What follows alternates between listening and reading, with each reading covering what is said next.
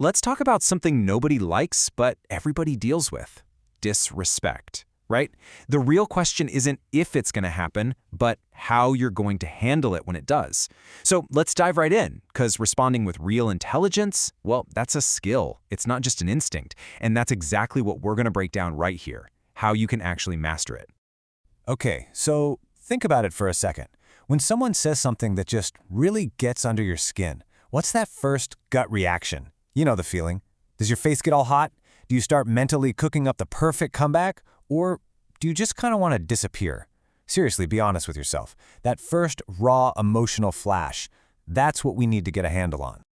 And look, that feeling is totally 100% normal. It really is a universal thing, like a sharp gut punch that just screams for a response, right? It's that moment where your emotions completely hijack your brain. And that right there is where things can go south fast. So, speaking of that emotional hijack, that leads us right into our instinctive reactions. This is our brain basically falling into that classic fight or flight trap. It's just a reflex, but as we're about to see, it almost never helps us out in these kinds of situations. Yeah, see, our brains are literally hardwired to see disrespect as a threat, like a real physical threat. It's what scientists call an amygdala hijack. Basically, your brain's alarm system goes off, flooding you with stress hormones before the logical part of your brain can even put its shoes on. And here's the problem. When we let that pure instinct drive, we're basically just handing over all of our power. We're letting that other person control how we feel and what we do next. And usually, those reactions fall into one of two traps.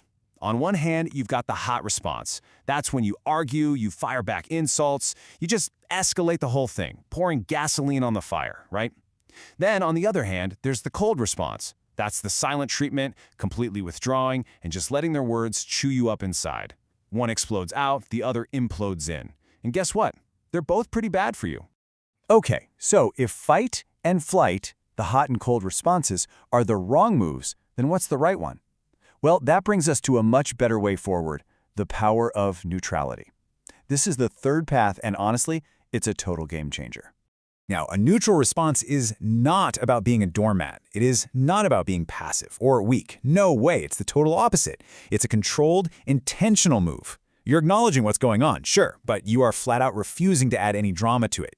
This is how you keep your cool, and, more importantly, how you keep all the power right where it belongs, with you. I mean, this really sums it up perfectly. The key thing to get here is that neutrality isn't doing nothing. It's an active choice. It's you deciding to stay in control instead of letting someone else suck you into their negativity. And making that choice, that is a position of serious strength. All right, so that's the what and the why. Now let's get to the how. Let's pull out the playbook and talk about the art of composure when things get heated. Believe it or not, it really boils down to just 3 simple steps. Step 1, acknowledge. All you're doing here is briefly showing you heard them. You don't have to agree, just show you heard them. Step 2, state.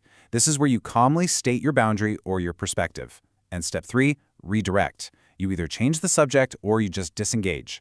Acknowledge, state, redirect. Super simple, and you can use it every single time. And to make it even easier, here are some actual phrases you can just stick in your back pocket. For acknowledging, something like, "I see you feel strongly about this," or just, "I hear what you're saying." For stating a boundary and redirecting, you could use, "Let's talk about this when we can be more productive." Or a really clear one, "I'm not going to continue this conversation." And a simple one that just shuts it down politely, "Thank you for your perspective." See how none of those are fighting words, but they are all crystal clear and super firm. So why bother with all this? Is it really worth the effort? Absolutely, because the benefits here go way beyond just winning one little argument. Let's talk about the real payoff, the why this matters part. Okay, the payoff here is massive. For starters, you immediately kill the tension in the room. You also command way more respect by being composed than you ever would by getting into a shouting match. And maybe most importantly, you protect your own peace of mind. You stay in the driver's seat. What you're really doing is showing off some serious emotional intelligence. It's just a win all around. And look, if you only take one single thing away from all this, please let it be this: you can't control other people. You can. You can't control what they do or what they say, but you always have 100% control over how you respond. And that, right there, is where all your power is. So I'm going to leave you with this question to think about. In your life, at your job, with your family, even just scrolling online, when is the next time you're going to use neutrality first?